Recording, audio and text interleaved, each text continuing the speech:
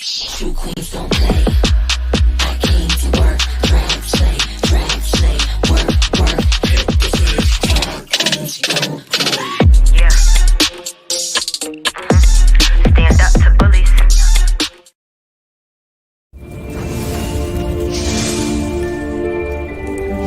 Gather around the fire, Boss Squad. I have a story to tell about a woman armed with a binder who went viral and said farewell. Once upon a time in a faraway land, a binder was created, a huge key to a plan. The plan was to have receipts in order to back up the truth. People love to lie and gossip, but the binder holds actual proof. I'll share some binder time riddles where the truth is nicely hidden. Take a listen. You determine if the stories are fact or fiction. The people have spoken. They've sent requests. I've seen every last demand. Binder time stories coming soon. Your wish is my command. Oh my goodness. Hello. Look, today was just one of those days, y'all. I'm so sorry. I didn't even post on Instagram with this. I'm literally doing it right now. Like, it was just one of those days. Hi, Jay. Hi, Monique. How you doing? I'm great. You know, life is great. That's awesome. Hi, everybody in YouTubeverse. What's up, Boss Squad? How's everybody doing? Welcome to another Tea with Monique. Mary, thank you so much. Our amazing moderator is back. Listen, how are y'all doing out here? How was y'all's day today? Oh my goodness. It was just one of those days. Oh gosh, I feel the same way. Like, it's the middle of the week. The week's not even over. Oh my goodness. Now, how are things going in Texas? You're in Texas. What is that life like right now? Because we're seeing the news and it's just been like real crazy. Yeah, Texas. We're slowly coming together. I know one of my friends yesterday is just now getting power back into her home, and the winter storm happened last Sunday. So it's just kind of like, you know, everybody's really trying to get back to where they were. This was really unexpected. Yeah, we've never dealt with anything like this before, so everybody's just kind of still in shock. But it's weird because, you know, last week we were like 10 degrees, and now today it was like 80. So it's like we don't know really what Texas is doing right now, but we're good, hopefully. It's so crazy because last week when we went live, it didn't hit me until I texted you later, and I was like, wait, hold up, you're in Texas, like what's going on? Right. I'm from Jersey. We're used to getting snow, and it didn't really hit me. And then my husband, he was like, did you hear about what's going on? Like, people are losing power. It was crazy. And man, my heart goes out to everybody, and definitely praying for y'all in Texas. That is just insane. For it to be 2021 and for us to have to deal with things like a power grid is just insane to me. Right. You know? So I'm just like, let's get it together. Yes. But yes, look, I'm really excited about our panel tonight. We're going to go ahead and get right on into it. I love the topic. I think it's only right that we bring on the person who inspired this topic. I was talking to this wonderful woman. Her name is Miriam, also known as Not Paid For by Monique. Not Paid by Monique. And she's amazing. What's going on, Miriam? Hi. I'm not on your payroll, but I made it in your show. Hey. I love it. I remember when I first saw your name pop up on Instagram, I immediately followed you. I was just like, oh my God, that is hilarious. Not paid by and I think you like my bio too, right? Yes. Her bio says that she may not have 4 degrees, but she can speak 4 languages. Period. I know that's true. Right. You know, follow Miriam on Instagram. Not _paid _by _Monique. Check that. I made it long. I love it. Stand out. I love it. You're definitely doing that. Someone just asked what happened to the burn book. I still have the binder. It's actually sitting right there. But yes, next, I want you to introduce our next guest. Why are you looking like that? Because okay. Anyway, yes. Yeah, he always makes sure that I know who the best of the best is. Yes. And he schools me all the time. And then I'm like hooked and subscribing right after that. So yes, go ahead. Yes, the next person coming up is Aaron from House of Aaron. Hi. Listen, I've been following Aaron for years. Like not years, child. Yeah, years. Like, listen, I've been dragged for talking about the situation from the last season, and so I feel like it's finally, worth it now that I'm here with Monique. Aaron's amazing. All the dragging was worth it. Oh my! Listen, I apologize to anybody who has been any type of supportive of me, because I swear it's either you're getting paid by me or you're in a cult mindset. I'm just like, really? Why all that shade? Like, come on. I'm like, honey, I'm just on here sharing my thoughts. That's it. Exactly. Thank you. I appreciate that. Look, and I've had people even on the platform who at times didn't have favorable things to say about me, and it goes back and forth. It doesn't bother me because I get it. It's like you're talking about whatever it is that you see based off of what you're given on the screen. So I appreciate that. And just the fact that you're mere mentioning me, to me, it's grateful. Listen, you were trending for forever, so we had to talk about it. Oh, still trending. Still Trending. I didn't even know that. Like Atlanta's on, all they want to talk about is Potomac. So really? Wow. Yeah. Well, look, hey, I guess it was an entertaining season.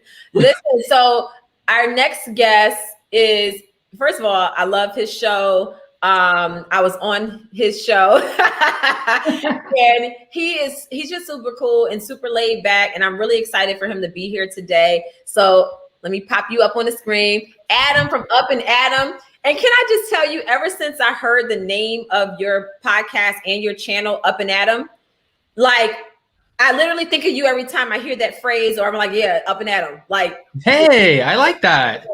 It really does. Yeah, my name's Adam and I'm part of your alleged cult. So, hey. I'm part of your cult too. Yeah, right? Oh, crazy. Oh my gosh. Look, I'm so excited for y'all to be here today. I thought that the topic would be very fitting. Miriam was asking a few different questions that were just all about the realm of friendship. And I said, you know what? I think this would be a really good topic to cover. And I think what really sparked it for me was when I had my siblings on and we were talking about, I think even on Wind Down Wednesday, how our friend circles are very small. And there were a lot of people who were like, yeah, me too. And I honestly thought that it was me. I was like, well, maybe it's just me. I don't really like having a lot of friends and a lot of people around me. I'm kind of private and I'm a homebody. So I'm not always that friend that is a good friend to have because I don't like going anywhere. My husband and my family are my first priority. So I just like being around them. And so I always feel like I'm a bad friend. So what kind of friend are you? How do you know someone is truly your friend? And then if the relationship goes south, what do you do about it? How do you handle it? Are you that confrontational friend? Are you the one that just likes to like not have those hard, tough conversations? Or, I just want to hear from everybody and we can get right on into it. Everybody in the comments, y'all go ahead and fire off, give us y'all's thoughts and we'll pop them up on the screen as well. All right. Anybody want to go first? Hey, I can go first. Yeah, since it was Miriam's, since it was her topic, yeah, right? Yes. I was, of course, I'm a fan. I'm a Bravoholic, or was. Now I'm more moderate. So the moment that you won my heart, Monique, was at that when you and Ashley were talking about miscarriages. And at that moment, I realized, wow, last season, Ashley hurt you. And you were able to forgive, and you did the unpopular thing. And that costed you friendships, right? Yes. Thank So you. for me, Can I interrupt you real quick? I just want to say thank you to Michelle Williams for the super chat. Thank you so much, sending love. I appreciate you. Always here every week. Thank you, thank you. But go ahead, Miriam. Sorry about that. yeah, no problem. So at that moment, I was like, wow, that's the type of friend I would like to have. Wow. Because, you know, when life happens, when you stop fitting a certain mold, they fall like leaves. And to be honest with you, I don't have a friend circle. I might have 3-4 dots. It's just because my family and friends, they're all over the world. I have a family in Brazil, where I was born. I have family in Lebanon, where my parents are from. And in Lebanon, I made a lot of friendships, and they were all like from Finland and Portugal. So it's like I lack that continuous, like maybe geographical, like closeness. Yeah. It is very hard. And honestly, for me, whenever I see someone ganging up on someone, it triggers me. It really does. And it started like, and I saw that on TV, like when they did that with Lisa Vanderpump, then Denise, then you. And I'm like, what is wrong with women? So I have a question also. Like, is it reality TV mimicking life, or is it the other way around? Because once also I heard Buffy, and people, when she said that, they kind of like they were mocking her, but it's so true. She said success is very lonely. And in my own right, I feel like I was able to graduate from college and I got a job, you know, like in relatively with my friends, I'm successful. And I feel like that costed me a lot of friendships because not everybody is happy for you. Yes. No, I totally agree. And I remember that episode when Buffy said that, and I wholeheartedly agree with her. Me too. Yeah, I had friends where once me and Chris got married, it was just like, whoa. A lot of flips happened. And I think that some of them were because of the anticipation of what they think or who they thought I would be or turn into after Chris and I got married. Others couldn't handle the fact that, like, I was marrying the man of my dreams and he just so happened to have wealth and he was very popular and people loved him and all of those other things. But then you have the ones who were fine because I was still in the shadow of my husband. But then once I started doing the show, that was another shift. It was like, it was okay for me to be Monique Samuels, Chris Samuels' wife, but not Monique Samuels, who is actually doing something for her. And I lost friends that way as well. Aaron, you look like you got something to say. I can see it on your face. Well, you know, I keep my friend circle small. Okay, real small. Every time I try to open it up, it don't really be working like that. And so I sometimes have to, you know, be content with the friends that I do have because they're very loyal. But you know, I am the type of friend where I like to talk. So if you need to vent, I'm the ears. Okay. If you need an opinion, I got you. If you need to just debate or, you know, just, you know, have a stream of consciousness where you just need to get something out, I'm definitely that friend. Yes. And when they go sour, I'm the type of person I give people chances. Okay. I give you the first chance, the second chance. I even go past 3.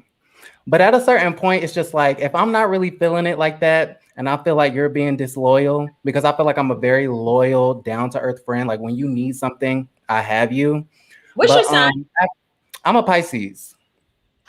See, that's why I like you. Pisces. I'm very caring. I'm giving. Like if you ask me for money, hey, can I borrow this? Can I have this? Can I have a ride here?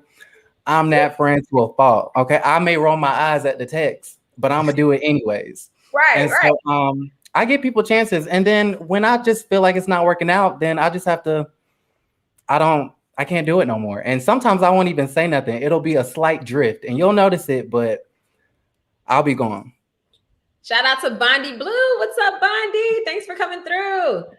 So listen, first of all, I grew up with a house full of Pisces. My sister, my brother, my dad, they're all Pisces. My daughter, she's a Cancer, but she's, you know, she's the air, a water sign like you all. So I get that. And my sister's the same way. She will give you the shirt off her back without even thinking about it. And she's very loyal, very ride or die. And all of us are the same in that sense. I'm loyal to a fault. Sometimes I give too many chances. So as I get older, it's more so one chance, second chance, I'm done. Once it gets to the third point where it's like, whoa, this is the same behavior, I'm done. And maybe even that's a little bit too, That's dangerous. It's kind of toxic. Yes. In a way. Yes. Yeah, okay, sorry for that. No, go ahead. Shout out to Monica, all about the tea. Yes, so when you continuously give people chances, that could also be toxic. And I don't want to talk about the show too much because I know you ain't on there no more. But it was one, I guess, friendship that I guess you tried it out this past season, and I was just like, girl, no. I didn't try it out. It seemed like you were saving face, I guess. I was trying to make sure my scenes got shown, and I was trying to be the bigger person. And I did not want to even be in a one-on-one situation with that person. All the producers literally begged me up into the hour. Okay. When we sat down, I literally read her, and they didn't show any of it. Wow. Okay. I said I was about to cancel on you and use my kids as an excuse not to show up. I really don't want to be here. I said to her, when I think of you, I think negativity. I said, I literally gave all of it. Everything, I gave all of that. And then it was like, okay, all right, got that off my chest. All right, now let's move on. To us, it looked like you were giving her another chance. And I was just like, way too many chances. It's done. Yeah, no.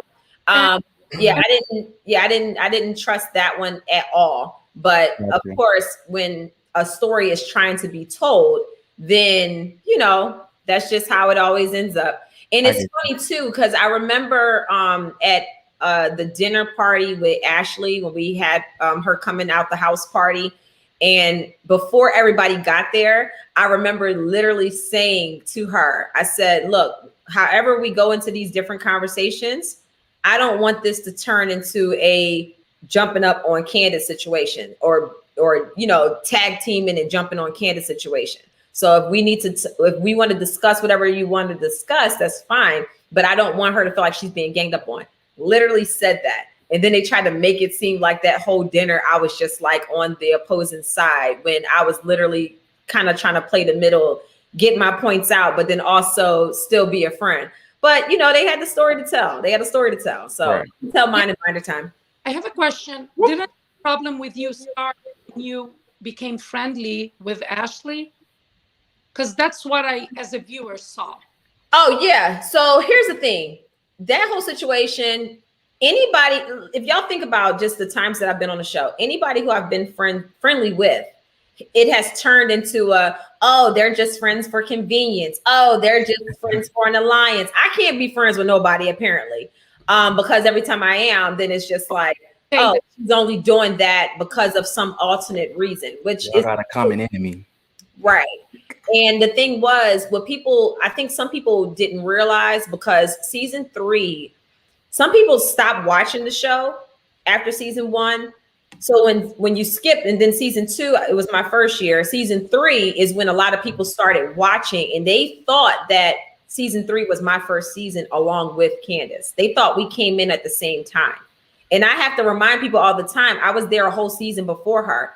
Ashley and I had become very close on and off camera, but for whatever reason, a lot of our scenes, they never made it to the show. So a lot of people didn't get to see how much time we actually spent together. Me and Ashley and our husbands and my kids, we were always hanging out. So we were we were pretty close. So when season 3 happened, and that whole situation with her lying on me about the drinks and then turning that into something bigger than what it was, I was totally flabbergasted. Like I could not believe it. I was just like, wow. After that happened was season 4, fast forward to season 4, when we were in New Orleans and I was pregnant, I wasn't fooling with her like at all. Production knew it, everybody knew it. I said, don't even have me in the same room as her. But it got to a point where I ain't had no choice. Obviously, we're filming the show. But I said, don't ask me to do no one-on-ones. Don't ask me. I am not being around her, this and the other. So when that whole situation happened in New Orleans, and the next morning, Ashley woke up, came downstairs. They didn't show this part, and it was on camera. She was like very apologetic, like very sincere, very genuine. And she said, it did not hit me what I did to you until I experienced what happened to me last night. And she said, because what people don't realize is I told everybody about my miscarriage that same night when we were at the dinner table in Nemacolin, when they tried to paint me as an alcoholic and that my car accident wasn't what it actually was. That night is when I told all the ladies that I had a miscarriage. Like literally right after I told them, that's when they started ganging up on me. Wow. Who does that? Wow.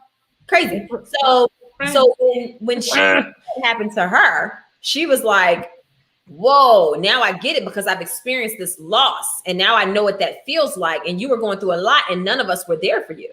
So we had a whole conversation and it was very genuine. So me and Ashley didn't just patch it up and move on. We actually worked at it. And we were very adamant about showing each other that we are serious about restoring our friendship. And it's been that way ever since. It was not just words, it was action. So, and unfortunately, a lot of people didn't get to see all of that, but just know it did happen. So what do you think? You think reality TV is mimicking life, or life is mimicking reality TV?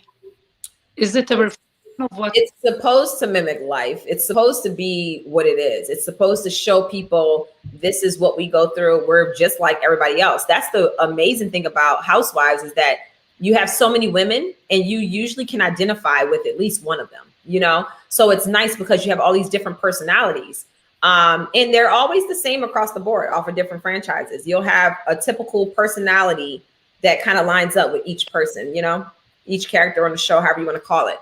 But I think that it's getting away from being genuine, and it's more now competition. It's more now, let me get all of the scandal out here and let me be the one to spill the tea and all of that. You know, it's turning into more of a drama than actual, like, you know, here's real life and this is what we do. But can I just say something really quick? I mean, what's interesting to me is, you know, of course, Bravo as a business, and I'm not going to speak ill about any network or anything, but Bravo as a business gets to decide where that line lays, right? So they get to decide what they want to talk about and what they don't want to talk about. When there are certain actions from other castmates that are protected because maybe that castmate might bring certain ratings, or maybe they want to keep them around for the show because they know next season it's going to be a banger if they add this person. You know what I mean? So sometimes I feel like they're very pick and choose on what they want to address and what they don't want to address, when there are some, let's say, Bravo celebrities, some cast members who have issues that have been out there publicly, whether it's Twitter, online blogs, or just them on the show, that have not been addressed. So that's not technically fair. I agree. And I think also it all depends on the cast. It all depends on which person on the cast is low down enough to speak about it. See, you need a Giselle on every cast. No, They I'm have just one. kidding. I mean, they pretty much have one. I'm just kidding. Question. Did Andy do a disclaimer before he was going to talk about the brawl that happened between Michael Derby and the other guy? No disclaimer. I've never in my life seen a disclaimer until me neither. So it's okay for them to have a fight in a bar, but when it comes to two Black women, you know what I noticed? I'm learning a lot. When I started like watching the blogs and racially, like, and racial education as well. Like when I watch All About the Tea, I get another perspective, and I'm going to confess, I'm always scared of saying something wrong, but I've seen that there are so many biases Like he made a disclaimer before talking about your situation, but I never heard him do a disclaimer in New Jersey. And even in Potomac, the same reunion, he didn't do the disclaimer before talking about the fight, which was going to get violent. Well, Between Ashley's husband and the other guy. Miriam, I want to play devil's advocate for you though, really quick though, because he did give a disclaimer on Real Housewives of Orange County when Gina Kay's husband put his hands on her. He said, I do want to give a disclaimer to this situation. So there was a disclaimer there. So it's not first off. That was domestic. That was domestic. Yeah, that was domestic. Yeah. Oh, it's crazy that they even showed that. Yeah. So there have been disclaimers, but yeah, but not the same situation. It's like he doesn't use the same set of rules across the board everywhere. Well, Very different kind of violence, But when it was the same kind of violence and the same reunion, but it happened to be for men and they're white, he didn't do it. Can I also say, though, just to piggyback off of what Miriam's saying, and I know I've been quiet like the last 22 minutes. Sorry, guys. I'm just watching Jay over here sip on his whatever cocktail this is. But, guys, also just to be fair, and I don't want to bring up names on here again. Monique already said the name a couple of times, and this is Monique's show. So the same person that she's talking about that is affiliated with the Real Housewives of Potomac, I did my interview with Monique, and Monique was amazing. And she was just completely honest, and she was just very forthcoming with what she's doing, what's going on in her family. And it was what it was, right? You kind of just put it all out there for me, which I really appreciated. When I did my interview with that other person, it was the same way. It was a great interview, but it was around the time of 2020 Bravo cancel culture, where a lot of VPR cast members were being fired because of negative comments. A lot of people were being held to the fire and losing their jobs, their income. And Monique, even though to you, I know that you joked about it on the reunion, like, I don't need this income, like this is, like for you, it's like, like we got this. But for some people, they actually need the income. And that's why they're so messy. Yeah. And they have to create storylines because they need this check. Right. And they've had their jobs taken away. But my only question was, when I asked in that interview, and this goes back to the double standard of it just a little bit. When I asked in that interview with said person, I said, how do you feel about cancel culture? Do you feel like it's appropriate that all of these people lose their jobs and their livelihood? She said yes. She said, yeah, absolutely. If you are going to say something outlandish and put it out there in the universe, and it's going to be repeated, and you put it out there for it to be repeated, you should lose your job. But what about old Twitter receipts? About her? 1 month after the LGBTQ, all of that came out on Twitter, and then it's like, wait a minute. Okay, so then we have a double standard here, because just because I may not be able to resonate with somebody else, I can resonate with LGBTQ plus. So it's like, it doesn't matter who you're hurting, you're still hurting someone. Right. So I do want to jump on the comment about the check situation, because I do want to address that. The reason why I said that little check, and the reason why I laughed, is because I didn't like the fact that I was being asked a question of how my husband, because I'm bringing in some income, how has it changed your relationship, or how has it changed your dynamic in your home? You're now making money. And I was just like, that little check, like, it ain't doing nothing for my household. My husband pays all the bills. Our house will still be afloat with or without that Bravo check. And it still is, and it still will be. So I just didn't like the whole comeback of, well, he ain't making money like that anymore. Excuse me. It was the assumption. It was the assumption. He made an assumption about your income for whatever reason. I don't know if it had anything to do with your color or the fact that, there's a stigma on ex-athletes, but he definitely made an assumption, and it was wrong. Well, nobody knows anybody's portfolios. And at the end of the day, that's the thing. It's like, you don't know, my fiance, we've been together for almost 8 years, and he was a world champion and was invited to the Olympics and in Cirque du Soleil for 13 years. And we have a significant age gap, and people sometimes question, well, what is he doing? And I'm like, you have no idea. Right. You have no idea what we have, or what he has lined up, or what he's invested in. That's an ignorant question. Right. And then don't make the question as a statement. Well, he's still not bringing in any money. Like, no, if you want to ask me a question, but don't make it as if it's a statement and it's a fact and you don't even know, you know, like Yeah. that's like, you know, it's kind of insulting Well, because it kind of makes it sound like you drilled into the bottom of your bank account over there and it's just bleeding through and you have to have the show. right. And it also makes it feel like, oh, you don't watch our show. Like he But didn't you- watch the show. And he thought all about when your first reunion you rapped. I feel like all his demeanor, honestly, I was heartbroken because Bravo took me through my divorce.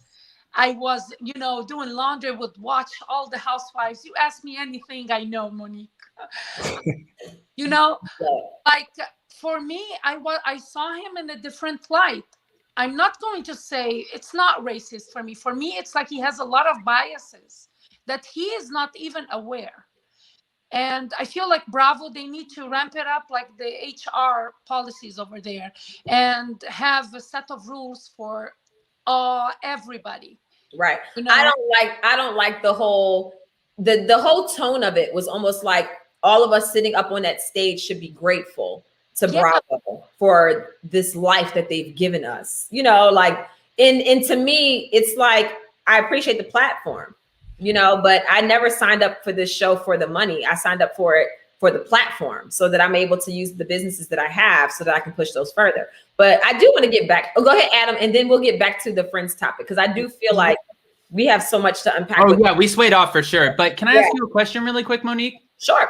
Do you feel like you would have a different opinion or outlook on that topic had you have not been, I mean, say you're not married to Chris and say that you were in a situation like maybe one of the other housewives who might not have it all the way together.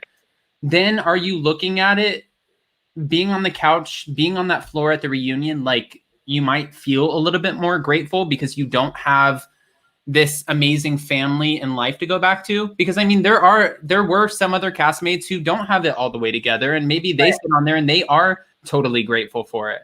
Yeah, and I'm not saying that I wasn't grateful. See, that's the thing. When people say something that has a little bit of shade in the context, I'm gonna throw it back. You know what I'm saying? So that's why I laughed and said that little check because it's like, don't come at me like that. What y'all didn't see, I don't think they showed it, but that question was directed to me. It wasn't like I just started talking. It was Monique, but they cut that part out. That was directed to me.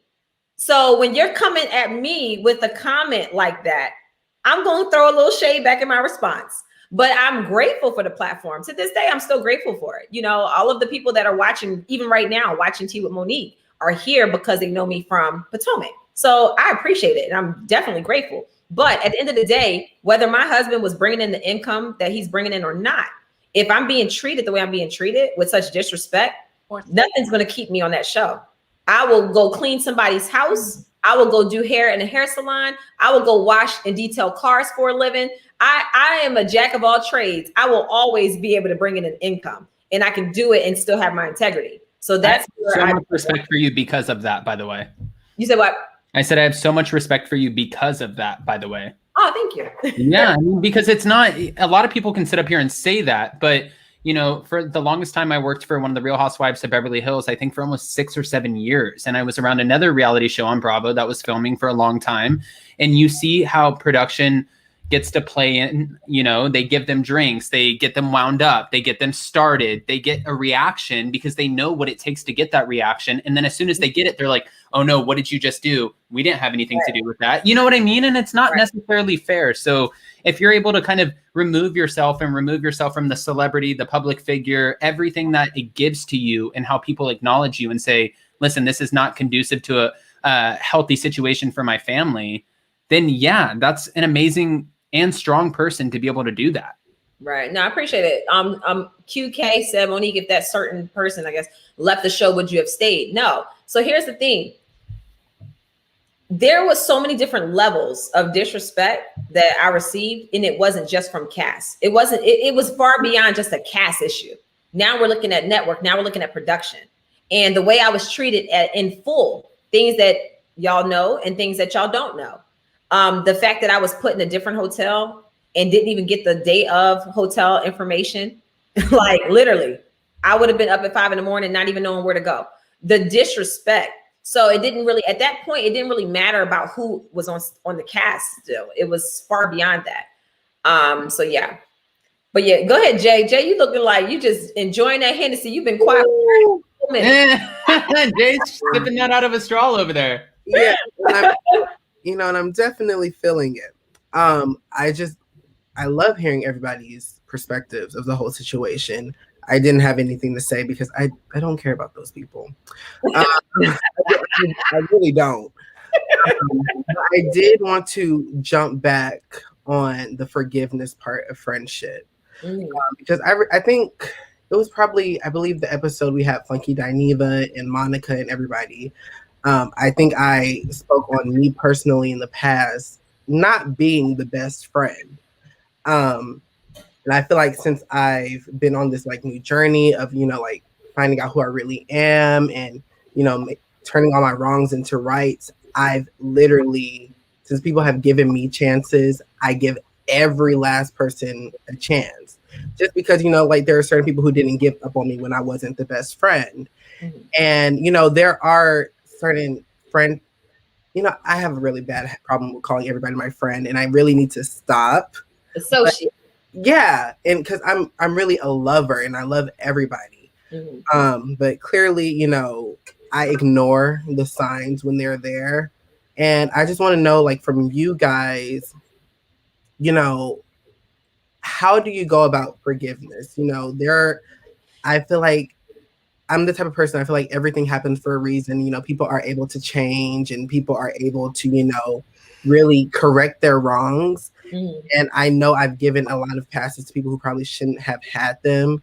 So I would like to know, like, what is your process about how you guys go when it comes to forgiving certain people? Because I know some things are unforgivable, but I just want to hear from you guys and figure out where you guys go when it comes to forgiving somebody. I can start by just saying that to me, accountability is first. Taking accountability, because at the end of the day, if I wouldn't have befriended that person and allowed them to still be in my life, I wouldn't be in a situation that caused me to be on outs with them. So it's like Aaron said, those red flags, you got to pay attention when those red flags go up. Right. And to me, one of the biggest red flags that I now look back on when I think about certain friends who I'm no longer friends with right now, when you have a bunch of people around you who love you, family, friends, like I have friends who I've been friends with since I was 8 years old, So, and if all of those people don't like that friend and they're only being like, they're putting up with that friend simply because that's the friend that you bring around, that's probably the biggest sign that I ignored for years. I mean, there's a reason why nobody liked that person, So it's like, why didn't I see that? And I had to look at myself and just say, look, you're always looking at people and seeing them for how you want to see them, which is selfish. You need to see them for how they are and believe them when they show you who they are. And for me, it's like, I'll give chance after chance. And honestly, y'all might watch me on the show and y'all see the confrontation and the 0 to 100. My true friends, it's hard for me to confront them. It's very hard. It's a very difficult conversation. If you look back to season 3, me and Sharice, we were in her living room, both of us crying. And we were doing that. That was like a 2-hour-long session. And it was real because I was just like, I didn't understand like what the issue was. And I'm trying to confront this person who I looked at as a sister. And I was really hurt. So it's hard for me to confront people who are close to me. Those are the hardest people. Anybody else who I don't care about, I can go at it with you all day long. Mm-hmm. I care. But the ones who are closest to me, go ahead, Adam. No. I actually completely exactly what you're saying. I'm on board with, and same with you and Aaron, but I do want to say one thing too. My dad taught me 2 things growing up, and it's probably 2 things I'll never forget. One is don't tell your best friend your deepest secret because one day they won't be your best friend anymore. Yep. And I've always remembered that. And it's actually bit me in the ASS before because I've done that, And then the second one, my gosh. Oh, no, the second one was when somebody shows you their cards, read them. Like for me, you guys are talking about forgiveness and stuff. And this might be, again, in my life, my 27-year-old self, maybe I should work harder to fix this and work on it. But if somebody shows me their cards and attacks me or comes at me in a different way than what I was anticipating or just is evil in any way, I read the cards. I don't need an apology. I read the card. Right. I see it. There's so many other people in the world that I can entertain that have these special personalities and these souls that you can kind of interact with. Whereas I don't have to entertain you who's already burned me once. What? Yes. For what? To burn me twice? I'm sorry. I do have a question about that. And your point is very valid. So my personal thing, I am a people pleaser. Unfortunately, it just happens. I want the world to be full of cherries and blossoms and everybody happy. Like I don't want no problem. So when it comes to that, I know me personally. Obviously now I'm in a whole different mind space. Like I'm happy, I'm here for everybody. But I know me personally, I have shown people, not particularly, I haven't shown them the best side of me, and they have given me chances. So when somebody, I guess, quote unquote, burns you once, do you just like write them off? Because I am a firm believer in people can change, because I know I have changed myself. So when it comes to that, if somebody has showed you their wrong true colors one time, do you believe that they can change? Because I feel like people can change. Because I know me personally, I'm not speaking for everybody, but change is possible. Yes, change is possible, but when it comes down to character traits, some people have certain character traits. Yes. And you have to, some things are just hard, solid. Like it's different if, like, say for instance, if I'm gossiping about one of my best friends to another mutual friend, and then that friend finds out about it. And then it's like, she comes to me and says, yeah, well, you said this behind my back. Why wouldn't you just tell me? That's a moment where I can sit there and say, you know what? You're absolutely right. I apologize. It won't happen again. Now that's something that I can actually make sure will not happen again. Now say that same friend tried to sleep with your husband. That's an issue. No. Okay. No, but we was never friends. So certain things, it's like certain things, we all make mistakes. None of us are perfect. We've all talked about our friends or said something that we probably shouldn't have said to another person that could have hurt them. Those things are, to me, forgivable. And then when you show me that you have really made strides to correct that moving forward, then it's like, okay, that clearly was a mistake, and they've shown me that they can move forward and they can change and they deserve forgiveness and a second chance. In order to get to that point where you can witness that, obviously the second chance already happened. But when they show you that they're actually working towards it and they're really trying hard, then that's something that you can work with. But if it's something where they're doing something just straight up low down and just dirty, like it becomes to a point where, but I do want to say something about what you said real quick, Adam. I love your dad's advice. It's funny because my mom and my dad taught my siblings and I that. And because of that, that's why I'm such a private person. Like, I don't tell nobody nothing unless you up in my house every day, like my assistant, or my nanny. You ain't gonna know nothing that's going up in my house. Like, I am not that friend. I'm not. It's funny because my sister says that I act like such a tomboy, because I am not one of those girls that has girlfriends where we just sit around and just tell all the deep, dark secrets and we just gossip. And I'm just not that chick. I can know somebody for 20 years and they will only know what they see when they're around me, because I don't share. The only person that I've ever shared everything with is my husband. Like, he knows things about me that my parents don't know, that my siblings don't know. Like, he is my best friend. He's the person who I share everything with. So it becomes an issue when you do have friends who try to use the years and act as if what they're saying is some juice, or they got this, or they're like trying to, like, y'all already heard about the whole situation with that crazy behind that I've friended for 14 years. And it's like when they have nothing, then they take small truths and then they put a bunch of lies with them. You know what I'm saying? So it's like they have to have something to say because of the fact that we've been friends for so long. So clearly I must know something deep and dark about this person. So then that's when the lies start coming into play. So it's crazy because at one point you can be that person that says, I'm never going to share all my deep, dark secrets with anybody. And you can actually do that. But then that same person can start lying on you and people believe it because of the years, because of the quantity of the friendship. You know what I'm saying? As far as how long you've been friends. And then that's when you just realize that it is what it is. People are going to think whatever they want to think. You have to know yourself. And then you have to know what you'll tolerate and then move forward. And that's why that whole situation is a done deal. I mean, it was the second time that something shady has come about. So that wasn't the first time. That was the second time. So that's what happens when you give a person a second chance and you're on a public platform. Don't give them a second chance. See? That's what I'm saying. And one of the only things that I want to say on that too is, I don't know if this is what an oxymoron is because I didn't have time to define that. But I always Google to find everything before I use it. But this might be an oxymoron. I could be right. My whole point is like, I am the first one. My fiance gets so mad at me because he is a sharer physically. Like he'll hug you and he's just so sweet and nice and like words of affirmation. Whereas like I'll tell you my whole life story, but then I don't want to keep a big circle of friends. Like I share everything with you and I can count my best friends on one hand because I've always been preached to that one day your best friend's not going to be your best friend anymore.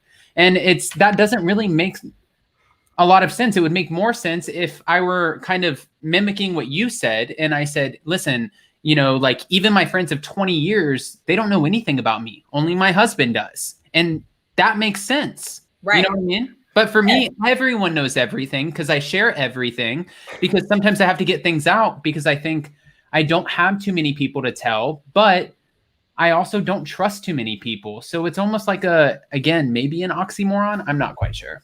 Go ahead, Aaron. I have not learned that lesson. Shout out to DJ Richie. Hey, and thank you, Entrepreneurial Flow, for the super chat.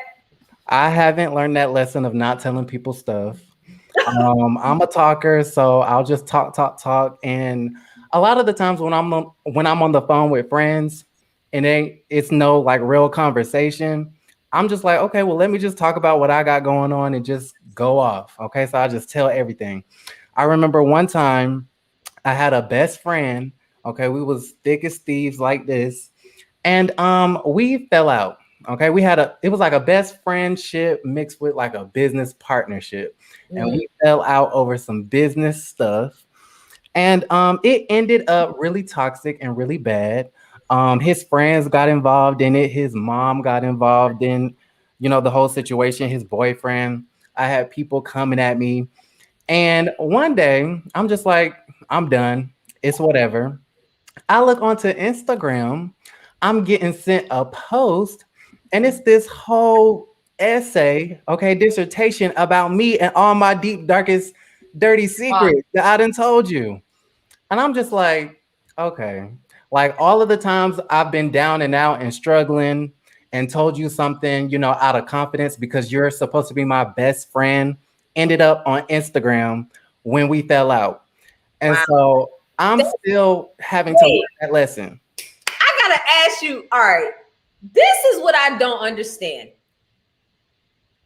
I'm like Tupac. Just because we are no longer friends does not make me your enemy or you my enemy. You know what I'm saying? What the heck up? What's up with that? Why is it that when you have an issue with a supposed friend, do they then lash out on like why is the intent to hurt you there? And that's the thing that's where I draw the line.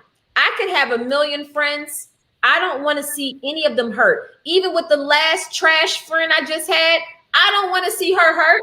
I literally could sue her, take her house, and her kids would be homeless. But I won't even do that because I don't want to see her and her kids hurt. I could literally do that right now because it's not like I'm just saying you defame me. I have proof of it.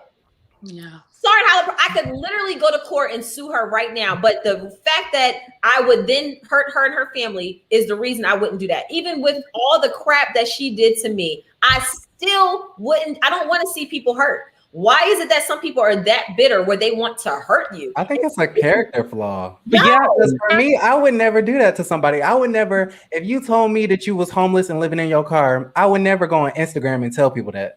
Right. And I actually agree with Aaron too. In the fact that because I know people keep asking me about it, and it's hard to address things when there's a whole story behind it. First of all, let me address this whole homeless living in my car situation. If I was homeless living in my car and y'all seen me on the show, do y'all think that that's something that I wouldn't be free to talk about? I would clearly talk about it and be fine with it. it's part of your journey. It's part of my journey. And look where I am today. I'm fine with it. When I was 4 homes. Right. Look, when I was doing I used to have a real estate appraisal company. I was making 10 grand a month, easy. Ooh. The market crashed. If y'all are kind of young, so y'all might not remember this, but back in like 2006, 2007, the stock market hit really bad, especially in DC. I went from doing $10,000 a month to maybe $200 a month. That's how bad the market literally tanked. I was about to close on a condo from a house from a friend. I was about to close on a condo from a friend that was selling. She decided to pull out because of the market situation. I already gave my apartment 30 days notice. I had nowhere to go. I had to call my dad and have him drive down with a truck from New Jersey so that I can move all of my things out of my apartment and take them to New Jersey. Was I homeless in Maryland? Technically, yeah, but I moved back to Jersey. I had no problem with it. Yeah, but you weren't homeless. You didn't spend nights on the street. Like, listen, there's a difference here. There's a huge difference. And have we all been in transition? Yes. And the reason, right. So I moved back to Jersey, and I would drive from Jersey, and I would set up all of my appraisals on the same day. I would try to set them all up on Saturdays. I would drive down, knock out my appraisals, because that's where my business is. It's down here in Maryland. I was licensed in Maryland, DC, and Virginia. Then I would drive back home to Jersey. One weekend, I had a client who said, I'm not going to be able to make it back home in time. Is there any way that you can meet me tomorrow morning? I said, well, and I'm thinking about my situation, like, shoot, I got to go back home to Jersey. I can't stay down here, but I wanted to make that money. So I said, you know what? I can do it first thing in the morning. I slept in my car. I went to a lighted area, slept in my car that night so that I can get up and do that appraisal. And then I drove back home to Jersey. So it was a going joke in my family and amongst my friends. And I was messing with my parents because at the time, you know, they wasn't helping us. So I was like, yeah, y'all got me out here homeless, sleeping in my car. So that's where that whole thing came from. Then I had a friend after that named Alicia, shout out to Alicia, who lived in Maryland. And she said, Monique, you don't have to keep driving back and forth. If you need to stay here to do your work, she said, just come stay with me. It's fine. I would not bring any of my things in her house.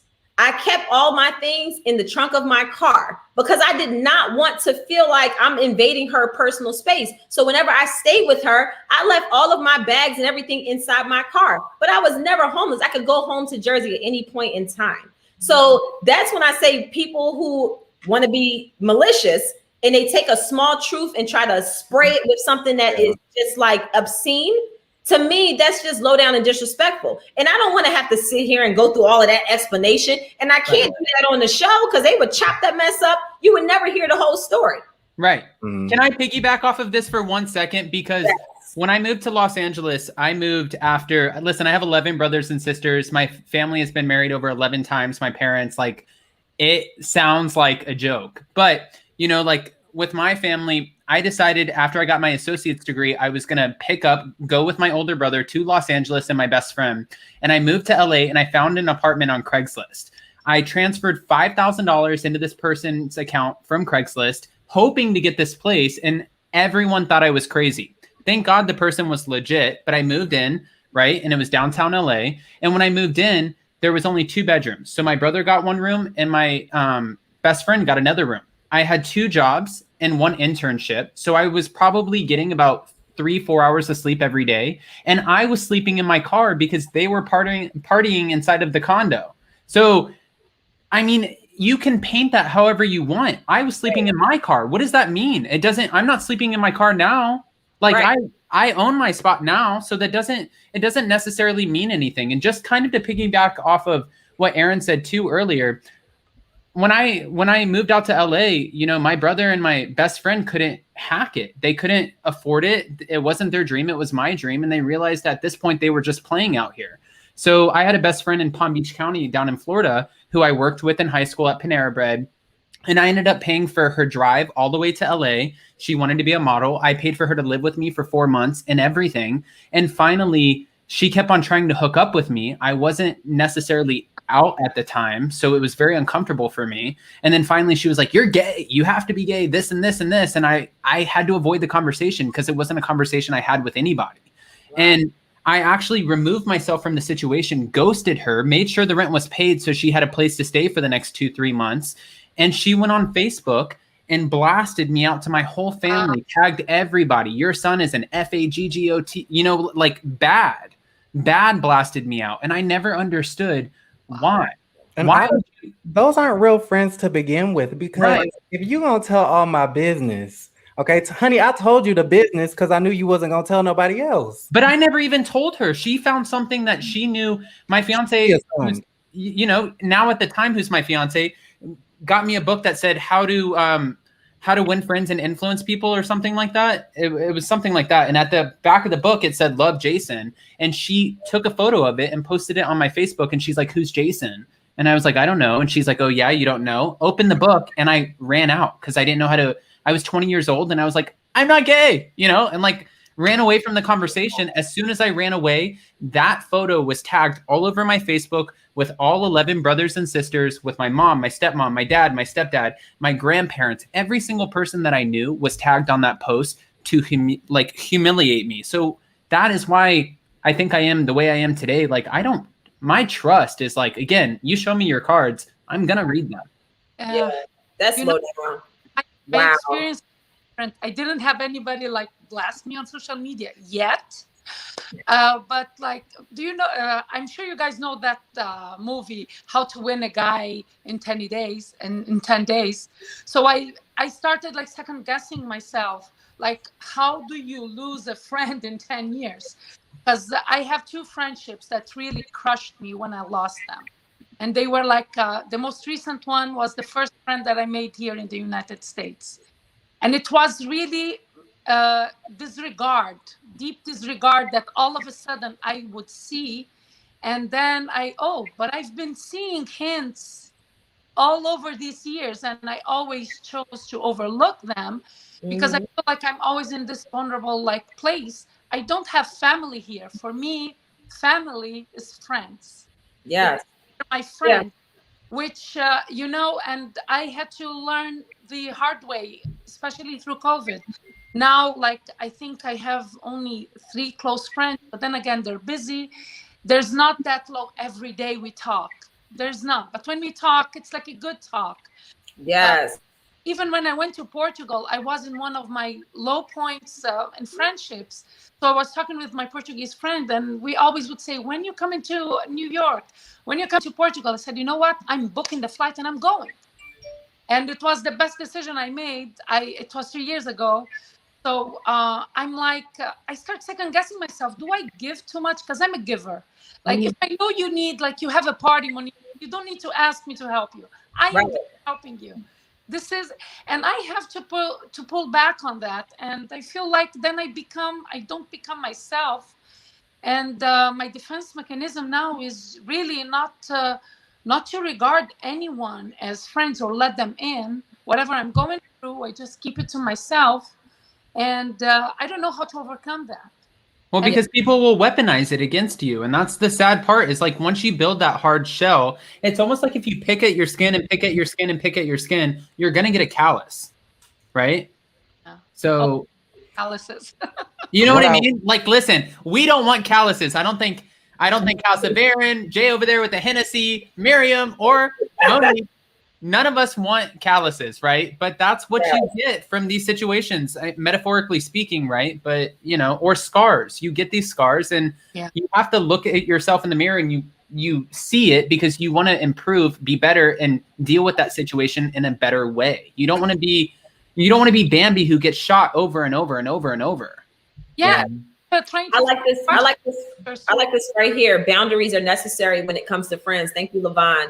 That is true. It's like establishing boundaries. I remember when me and Chris first started dating, he was like in the NFL. I think it was maybe his 5th season. And he ended up playing, 10 years total. And I remember when, while we were dating, I started becoming very close with a lot of the other NFL wives and girlfriends. And Chris said, you don't really seem like the type that, that you just like go off and just tell all your business. He said, but I do want to say to you, as you're meeting these women, just make sure that you recognize that, some of them are going to come and go, and they're not always going to remain your friend because of you. They might just be friendly with you because y'all are in the same situation. So my husband used to, I mean, we were dating at the time, but he was just like, you know, just watch what you say, because I've seen friendships, you know, form, and then I've seen them end once the relationship ends with the ball player or whatever. So he said, so just be careful. And when he told me that, I really took heed to it. And I said, okay, I'll just make sure, you know, there's a way to have friendships and be very surface and be very real without having to go all deep and telling things that you may one day regret telling. And my mom always told me, like, if you don't want it being repeated, don't say it. You know, don't tell it. Don't say it to anybody. If you don't want it being repeated, there is a chance that you're going to take anytime you say anything out your mouth to anybody. So with my husband, he know better. I can tell Chris anything. So he's the one person who I can literally say it and I know it ain't gonna go anywhere. I can talk like that with my mom as well, and my sister, my brother. But for the most part, my husband is the one he's right here. He's the one who I say it to, and I feel like it's not going to go anywhere after I said it to him, you know. So you just have to really set those boundaries and make sure going forward, pay attention to those red flags, and make sure that when people show you who they are, believe them the first time, you know. So we ain't got to give second chances. God said he got it a second chance. I'm a Monique of a one chance now. I'm going to call myself the Monique of a one chance now. I'm not there yet. I be feeling so bad. I'm not there yet. Listen, Aaron, you can give out second and third chances, and when you're done and they burn you again, you come back and talk to us. I'm trying to get like y'all. I'm trying. Look, or just don't tell. Look, I know you a talker, but maybe like use your voice record on your phone and just talk into your phone and get it out. And then when you get around your friends, that's why I'm on YouTube, just to get it all out. Me too. My camera is my best friend. Yes, it's a wonderful thing. You have to find your outlet. That's a good one right there. Finding what your outlet is. So if YouTube's your outlet, that's great. Some people it's Instagram. Some people tell too much of their business. Some people it's a punching bag. Yes. Yeah. Oh my gosh. But something I did want to say is that, you know, even though I have been burned and I have been hurt by certain people and certain friends and things like that, I don't let it, you know, some people have this thing like, oh, no new friends, and I'm not trying to make no friends. I'm always trying to make new friends, even if I'm hurt. Like, I'm just very open like that. And I don't want my past relationships and friendships to kind of affect what I have going for me in the future. And so I don't want people to have a chip on their shoulder. Like, yes, learn from your lessons and don't tell all your business, but also be open to allowing, you know, some people into your circle. Yes, I'm very friendly. Like, I'm very friendly. Keyword. Yeah. So I can be very friendly with a lot of people. And then through that friendliness, you'll start to see friendships develop, you know? So I've become friends with people who I've never even met in person, you know, just talking on social media or talking on the phone or talking and messaging. And even through those conversations, it's like, wow, I really admire this person. I like their character, and I can see that they back what they say with their actions. And, you know, so you can turn friendships out of just being friendly, you know, and just being very surface. And then, you know, you never know where it goes. And, you know, then you start getting advice or giving advice. So you never want to just keep the door all the way closed. You do want to be, you know, reachable and relatable. And you want people to feel like they can, you know, have a conversation with you. You don't want to be standoffish and look like a snob, you know. But I think there's a balance. I do think there's a balance. It's just finding what that balance is that's comfortable for you, so that at the end of the day, you want to protect your mental space, your heart, and everything else. That's what's most important, is what you need to do to protect yourself. And then knowing what your boundaries are. You know what I started doing? I started looking for white flags. If I want to do a juxtaposition with white. Like when I saw the first time that I saw RJ, I saw him with Up and Adam. So I really liked like his voice, both of them. They're so positive. And they said, oh, I will be live tonight. So when I went, I was like, I'm going to check out his channel. So something that attracted me to RJ was like, I reached out to him by DM. I said, oh, if there's time, I would like to say something about Potomac. And then he goes, okay, what do you want to say? Like being protective of you, Monique. I'm like, wow. this is the kind of friend I would like to have for myself. And then I told him, and this is when like I did the disclaimer. Listen, I have a disclaimer. I'm not paid by Monique. And when it all started, yeah. Because like, and then like everybody started following me. He goes, Miriam, you need to make a new Instagram. I said, which one? I'd like to be funny. Oh, I'm gonna do not paid by Monique. And this is how it started. But yes, wow. Yeah, and now I see I became friends with people like through RJ, and the same. I'm looking at those situations where I see they are standing with their friends.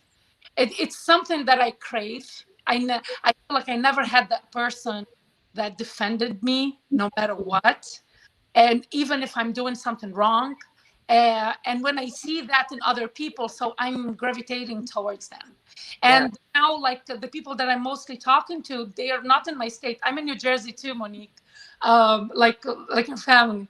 Yeah. But now I'm talking with in Atlanta, Detroit, and like those are my newest friends.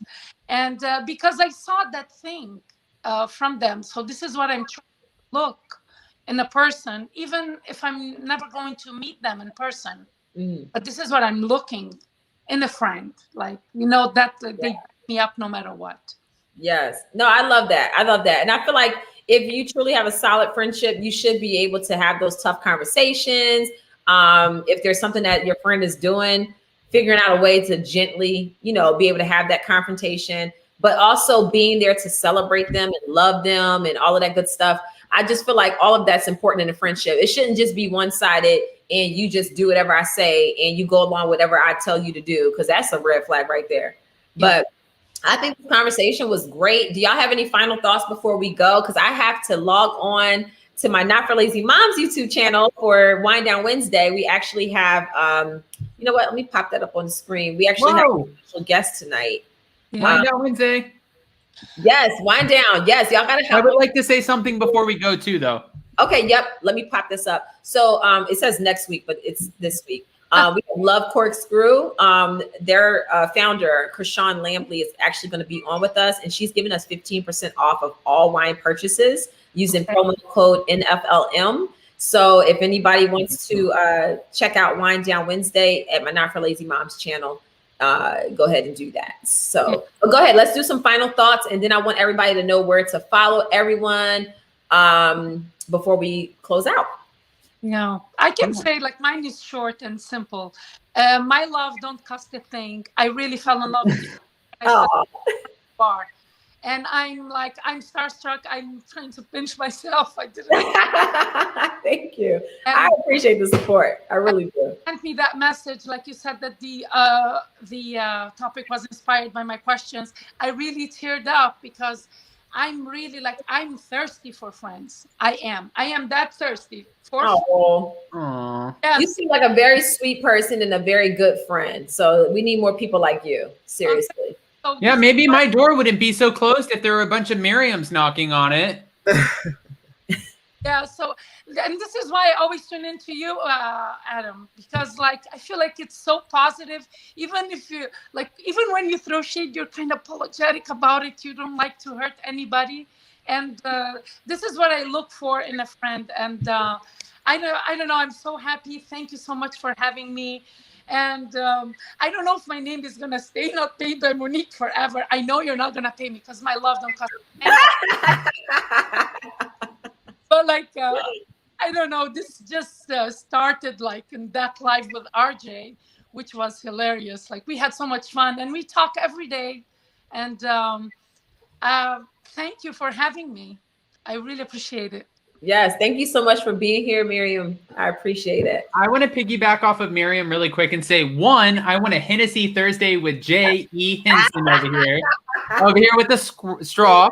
And then, that was a whole glass of Hennessy. Oh, listen, it's fine. Is Jay joining you on Wine Wednesday? Jay was quiet and sipping the whole show. Jay, where's the bottle of Hennessy? It's right here. Yeah. Still in there. Okay, that's fair. I have a feeling though he took away from another bottle at some point. But what I do want to say though is that I completely agree with Monique and Aaron and Miriam in the fact that, like, listen, you know, when it comes to the topic of friendships and what friendships are and what they mean, you should never be closed off to accepting new people or being nice or kind to people because you've been burnt X amount of times. When I say that if you show me your cards, I'll read them, it really means that specific person. If you hurt me, it's one of my flaws and I own it, but it's my flaw. My flaw is I'm not going to forgive you. It's almost like that old school Laguna Beach, the hills, like when Lauren Conrad says, I want to forgive you and I want to forget you. That is the stance that I take because I don't let you burn me twice. However, I'm not turned off to accepting new people into my life. And I just want to make that known. And that's something that I'm trying to work on. Yes, understanding that people have flaws, understanding that friendships have ups and downs. And, you know, you have to learn how to navigate those. But I wanted to kind of clarify that for a second because I'm not just some cold-hearted monster. Yeah. You know, no, I didn't get that from you at all. I totally understood what you were saying. I'm literally the same way. It's like you're kind of guarded in a sense, but it's for good reason, and you're not just totally just like shut down. Yeah, you're very cautious in your approach, and there's nothing wrong with that. And people should be open. If they're too aggressive, then they probably aren't really meant to be your friend anyway. It's like, why are you so pressed? I like that. Why are you so pressed? Yes. I do want to say I definitely feel like this topic should be a part 2 because I know I was very quiet during this whole segment, but I liked hearing everybody's perspectives. And you know, me and Monique, we started off, you know, I ran a fan page and she, you know, we talked here and there. And even though I have not known Monique for a very long time, I do consider her a personal friend, even though we don't share like deep dark secrets and things like that. And I didn't think of her as that until recently. You know, last week when Texas was going through whatever they were going through, Monique texted me and asked me if I needed any food, etc. And you know, I feel like actions show more. They speak volumes. And I feel like her texting me, asking me if I needed food or whatever my family needed, that is what a friend is. You know, there's some friendships who are there, you know, they're only there for a good time. If you want to drink, have a quick laugh, and, you know, that's cool. But when it comes down, oh my goodness, when it comes down to like the important things, that really shows you who your friends are. And I love Monique. That's my girl. And I just want to thank you for that. And I hope, like, you know, as time goes on, that we actually can develop a real friendship. Yes. I thank you for that. Yes, Jay, I love you. No, I just was like, my heart went out to y'all. And, you know, Jay won't say it, but I will. But his family was opening up their home to people. Like, that to me was amazing. I was just like, wow, like, if there's anything I can do, you know, sometimes you just feel helpless and you don't know what to do. But it's like, look, I want to do something. Just let me know what it is. And if I can help, I'm here. But that's just the type of friend I am. And I appreciate you. You know, you've been amazing and just like helping me on so many different levels, opening my mind to things that I probably didn't even really, you know, think about or put into perspective. So you've been awesome. So I appreciate that. Cool. Yeah. Aaron, what you got for us, Mr. I'm gonna forgive you 1,000 times. I don't know. I don't have much. Just let your friends that do have your back, let them know that you love them. Let them know that you appreciate them. Because I feel like we don't say I love you enough.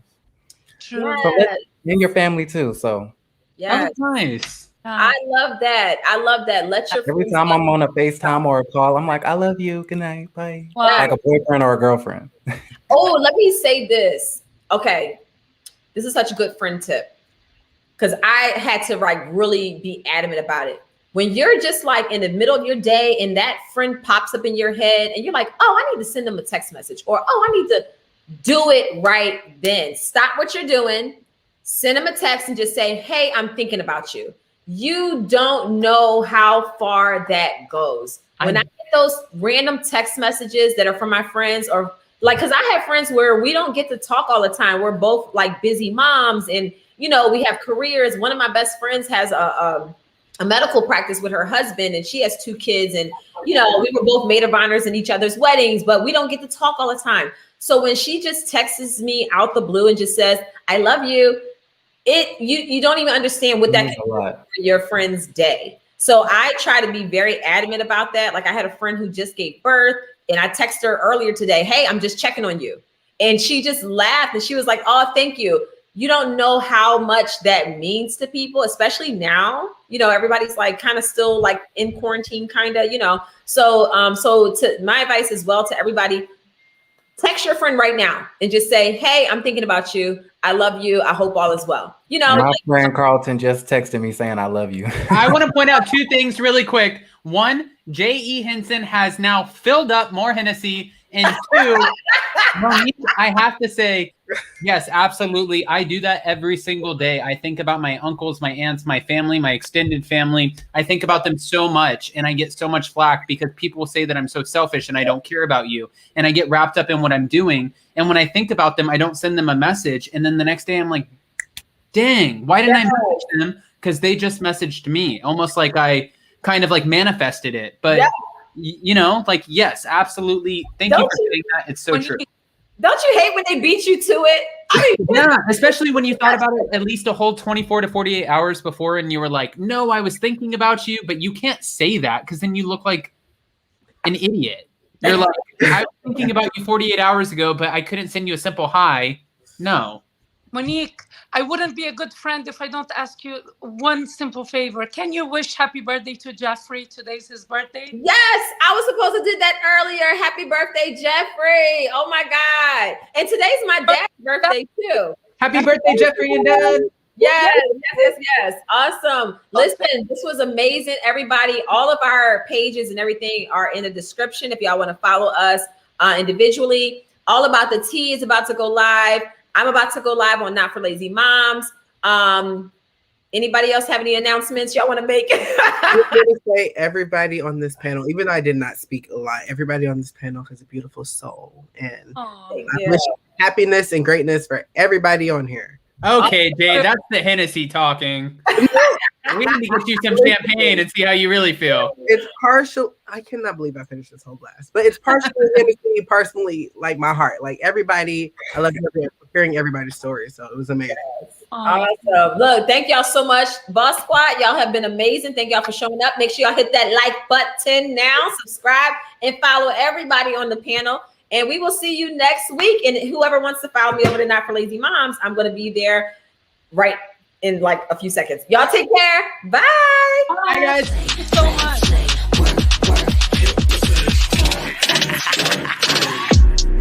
What you gonna do? Then I'm gonna make it say, what you gonna do? Right on the beat till it hurts.